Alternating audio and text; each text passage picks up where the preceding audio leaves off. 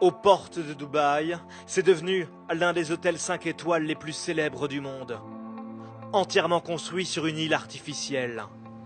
1539 chambres, 23 bars et restaurants, 3500 employés. L'Atlantis ou la folie des grandeurs. L'an dernier, 1 million de touristes sont venus ici pour admirer ces aquariums où vivent 35 000 poissons. Profiter des animations avec ces dizaines de dauphins.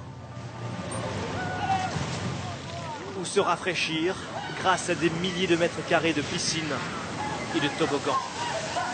Ça fait 2 fois qu'on vient, on a l'impression d'avoir gagné à l'euro-million et de changer de vie l'espace d'une semaine. Derrière cette réussite, ce Français, généralement très discret. Morning. Bonjour. Comment ça va? You lost something? Vous avez perdu quelque chose? Cleaning the post, yes? Vous nettoyez tout ça? Hey, you okay?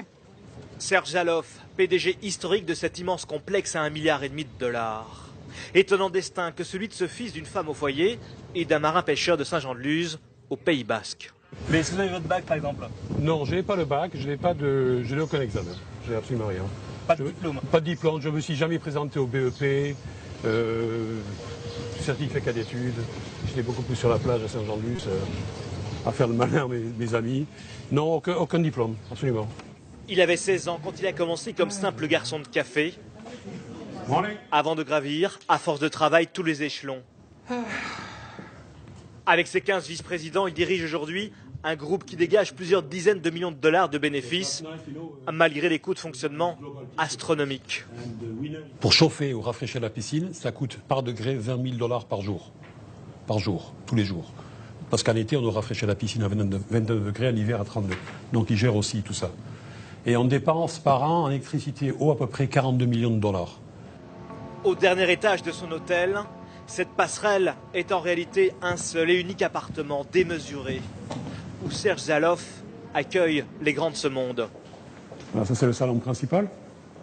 D'abord, il est très haut plafond. Une suite de près de 1000 mètres carrés, avec une vue imprenable sur Dubaï. 3 majordomes sont à disposition en permanence.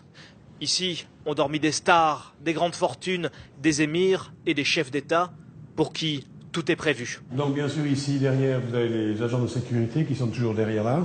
Ici, vous avez un petit spa. Vous faire un traitement ou un massage. Et dans le savon, mis à disposition dans les salles de bain, des paillettes d'or. Les gens se lavent avec de l'or. Avec de l'or, oui. Notre douche est dorée. Ça vaut combien un petit peu comme ça? Ah, c'est cher quand même. Hein. Mais bon, quand vous payez 38 000 € pour la suite, vous méritez un peu d'or, hein, pas d'argent. La nuit, 38 000 €. Pour continuer à attirer les touristes, le PDG français est condamné à innover. Dans le restaurant gastronomique, la demande en mariage devant l'aquarium est de plus en plus prisée, grâce à une idée originale. Il y a un plongeur qui vient donc avec un panneau, et oui, c'est Justin, ou whatever the name is, would you like to marry me? Veux-tu m'épouser? Veux-tu m'épouser? Donc le plongeur est là avec le panneau, et on le fait en japonais, si c'est japonais, en russe, on le fait en toutes les nationalités. En quelques années, Dubaï est devenue la 7e ville la plus visitée du monde et l'Émirat veut attirer d'ici 5 ans 10 millions de touristes en plus. L'objectif est clair, préparer l'après-pétrole. Progressivement, l'argent du tourisme devra remplacer l'argent de l'or noir.